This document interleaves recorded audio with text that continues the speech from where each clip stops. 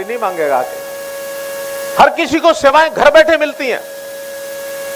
आपके यहां कोई भी CHC गांव में होगी, अटल सेवा केंद्र, शहरों में, गांव में अंत्योदय केंद्र, कितने ही ऐसे कंप्यूटर लगा करके लोग अपने बैठा दिए।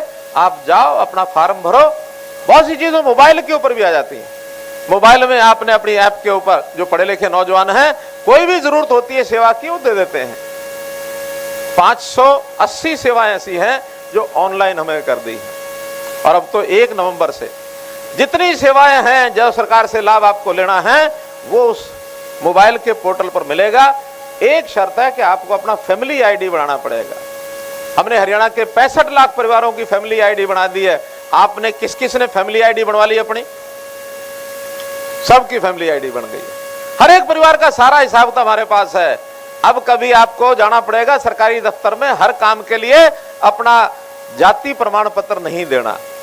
एक बार उसमें लिखा गया है, आपका फैमिली आईडी लिख देंगे, अपने आप उसमें पता लग जाएगा ये इसकी जाति है, जाति प्रमाण पत्र ये हो गया है।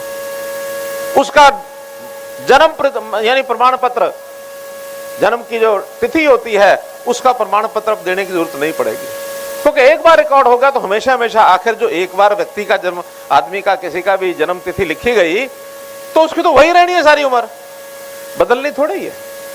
नहीं तो हर काम के लिए जन्म तिथि प्रमाण पत्र लाओ, जाति प्रमाण पत्र लाओ। हाँ, आय प्रमाण पत्र, इनकम, ये हर बार अलग अलग होगी और इसको अपने आप आकर के हम आंकलन करेंगे। सरकारी अधिकारी आएंगे, प्राइवेट लोगों को जिम्मेदार दे, और जो लोग 1 लाख रुपए नीचे के साल के आमदन के हैं, डिपार्टमेंट हमारा सोचेगा है, आपको कोई दुकान करानी है, आपको कोई नौकरी करानी है, आपको कोई स्किल हुनर सिखा के, कोई आपका ऐसा हुनर जिसके कारण आप अपने आप अपना काम कर सकते हैं, आपको बैंक से लोन लेके देना है, आपकी दुकान बनवानी है, जो जिसके पास जितनी समझ है उसके हिसाब से उसका काम कराएंगे, ताकि हर परिवार 1,80,000 साल की आमदन के ऊपर आ जाए। इस काम में हम लग गए हैं, इस काम में लग गए हैं। कि अगर आप गोविंद कांडा को भारतीय जनता पार्टी कमल के निशान पर जिता देते हैं तो हमारे जो 7 साल के काम हैं, जिसके बारे में आप कह रहे हैं कि अच्छे हैं, उसके ऊपर भी मोहर लग जाएगी।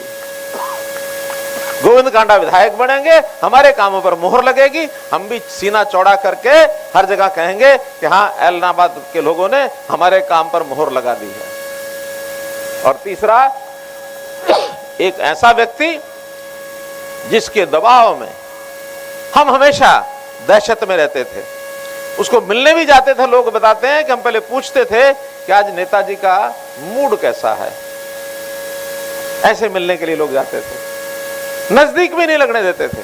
और हमारा कैंडिडेट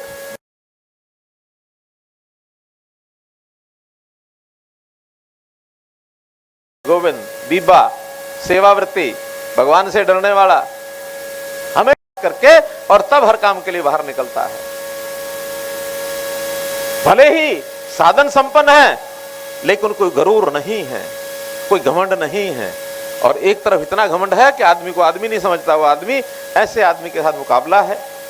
अब सोचना आपने है कि एक पंथ कई काज, निर्भयता, निडरता, हमारे काम के ऊपर मोहर, और आपको सरकार में शामिल होने वाला एक विधायक, जब चाहो उसके बाद जाकर के हमारे पास संदेश भेज देना। आधी रात को जितने काम किए हैं उससे ज्यादा काम, डबल काम हम कराने वाले हैं।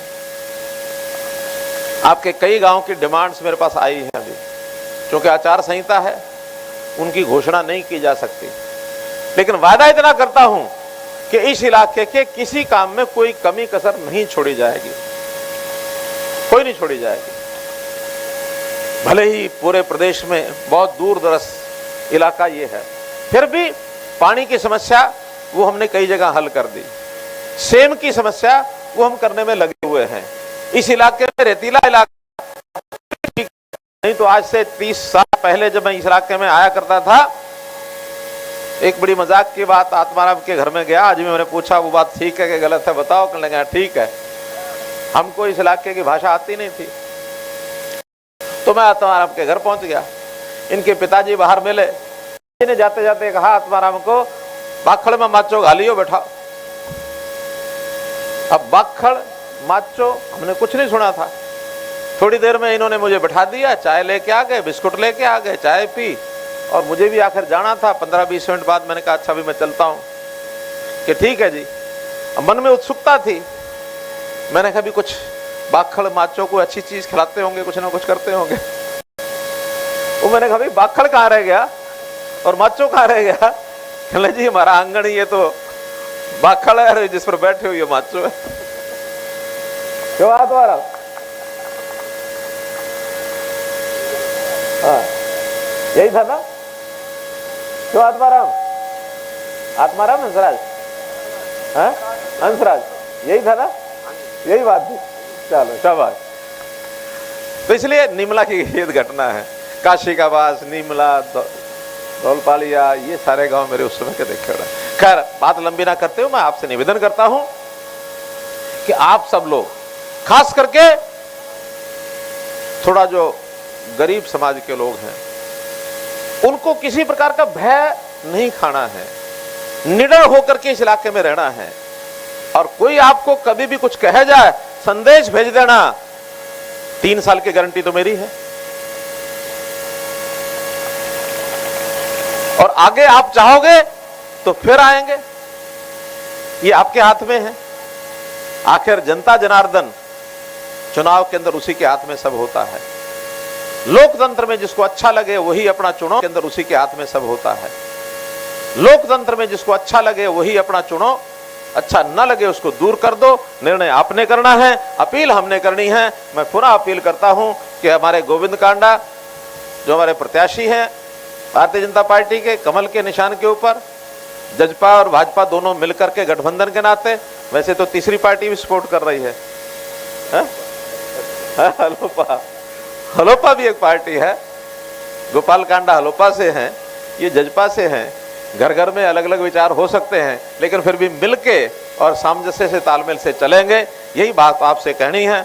आप सुबह से बैठे हैं, मैं आपसे माफी भी मांगता हूं, क्योंकि समय आपको सुबह 10 बजे 10:30 बजे दे दिया गया था, लेकिन बाद में कार्यक्रम में थोड़ा बदल हो गया। मेरे कुछ कार्यक्रम बीच में एलनाबाद के करके, और आज क्योंकि प्रचार का ये आखिरी दिन है, अब शाम को 5-6 बजे प्रचार खत्म हो जाएगा। तो मेरी अपील आज के इस चुनाव में आपके माध्यम से, हमारे मीडिया मित्रों के माध्यम से, पूरे एलनाबाद के विधानसभा क्षेत्र के लोगों से है कि भारी मतों से गोविंद कांडा को जिताएं। बहुत बहुत धन्यवाद, बहुत बहुत आभार।